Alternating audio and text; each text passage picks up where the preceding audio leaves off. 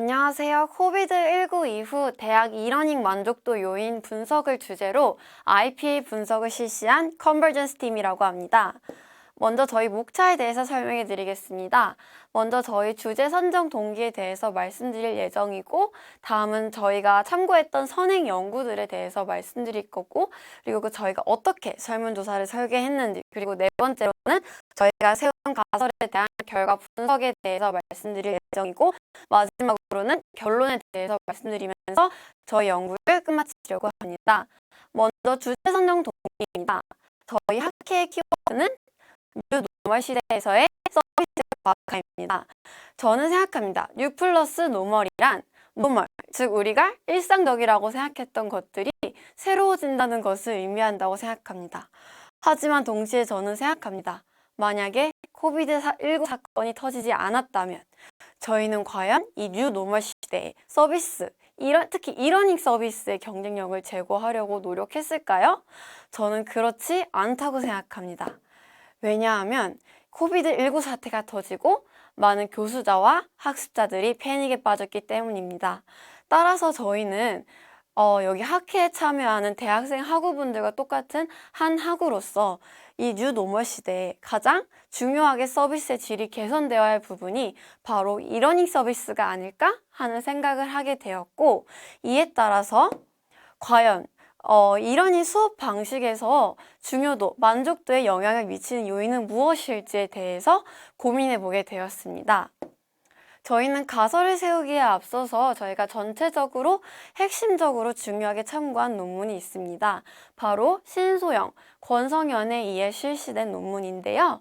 이 논문을 보시게 되면 성별, 학년별 요인이 교육 만족도에 중요한 요인을 미쳤다고 나옵니다. 하지만 이것은 대면 강의를 기준으로 했을 때의 기준이었기 때문에 저희는 이 논문을 보고 나서 과연 그런 비대면 강의에서는 학년별의 요인에 더하여서 계열별, 이러닝 경험의 유무, 또한 면담 지도 요인은 과연 어떤 요인을 미칠까, 교육 만족도에 어떤 요인을 미칠까에 대해서 고민해 보게 되었습니다.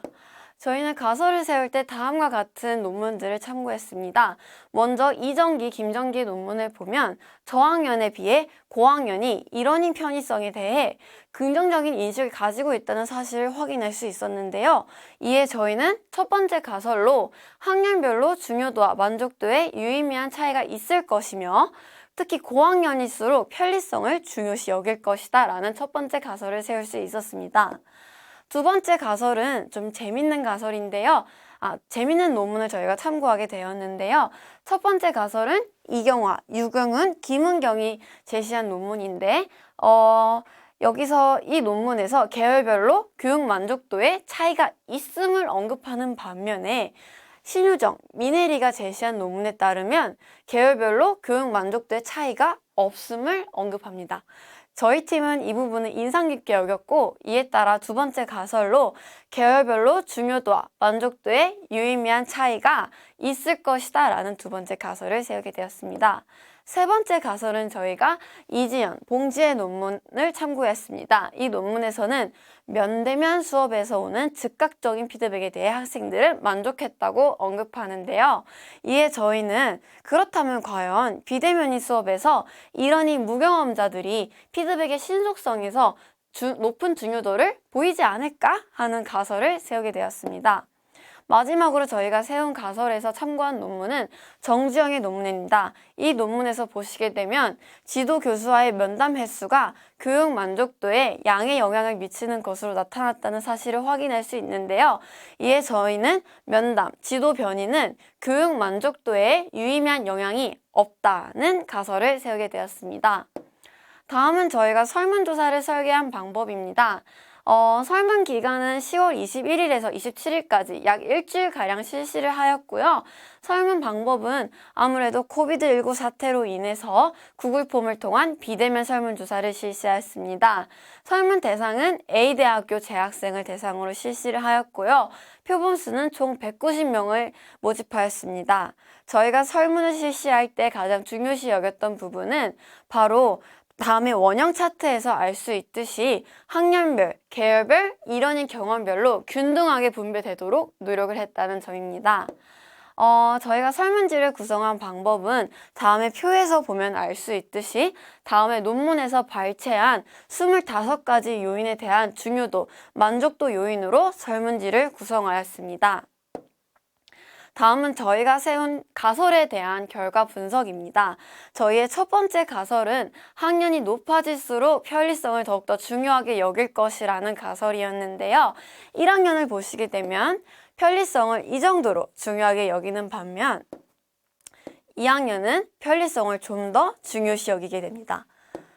하지만 3학년이 되면 편리성을 오히려 낮게 생각하는 결과를 보이고 있고요. 4학년으로 가면 오히려 편리성을 조금 더 높게 여김으로써 저희의 첫 번째 가설인 고학년일수록 편리성을 좀 더 중요시 여길 것이다 라는 첫 번째 가설은 채택되지 못하였습니다. 저희의 두 번째 가설은 계열별로 교육 만족도에 있어서 유의미한 차이가 있을 것이다 입니다.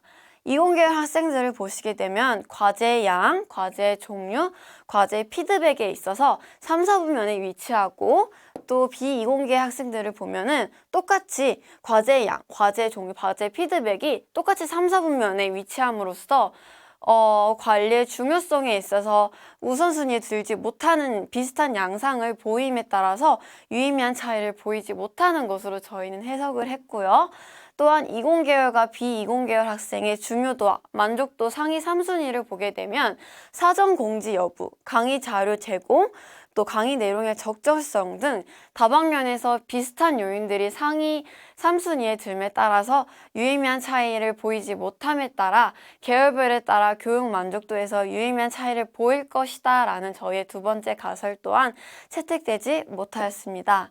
저희의 세 번째 가설은 이러닝 무경험자일수록 피드백의 신속성을 더욱 중요시 여길 것이다 였는데요. 이러닝 유경험자들을 보게 되면 피드백의 신속성을 이 정도로 중요시 여기는 반면 이러닝 무경험자들을 보면 피드백 신속성을 더욱더 중요시 여기는 양상을 보일 수 있습니다. 따라서 저희의 세 번째 가설인 이러닝 무경험자들이 피드백 신속성을 더욱더 중요시 여길 것이다 라는 저희의 세 번째 가설은 채택될 수 있었습니다. 저희의 네 번째 가설은 면담과 지도가 교육 만족도에 있어서 크게 유의미하지 않을 것이다 라는 가설이었는데요. 보시게 되면 모두 3, 4분면의 면담과 지도 요인이 위치함에 따라 관리 중요성에서 중요하지 않음이 증명됨에 따라 저희 가설은 채택될 수 있었습니다. 마지막으로 저희의 결론 및 제언입니다. 다음은 저희 연구 결과가 개선 방향, 제시할 수 있는 개선 방향인데요. 첫 번째는 학년별 요인에 따라 설명해 드릴 수 있을 것 같습니다. 1학년은 시스템 신뢰도, 2학년은 피드백 시스템 구축, 교수 학생 간 상호작용, 3학년은 피드백 신속성, 시스템 신뢰도, 피드백 시스템 구축, 4학년은 내용의 정확성, 과제 양의 항목을 향상시킨다면 좀 더 질 높은 이러닝 서비스를 제공할 수 있지 않을까 하고 시스템 개선 방향을 제시할 수 있을 것 같습니다. 두 번째로는 계열별 요인에 따른 개선 방향 제시입니다. 이공계열 학생들은 교수 학생 간 상호작용, 온라인 피드백 구축, 시스템 신뢰도, 피드백의 신속성을 중요시하고 비이공계열 학생들은 강의 영상 소리의 품질을 중요시하므로 이 부분을 조금 더 향상시킨다면 이러니 좀 더 향상된 이러니 시스템을 구축할 수 있지 않을까 하고 개선 방향을 제시할 수 있을 것 같습니다.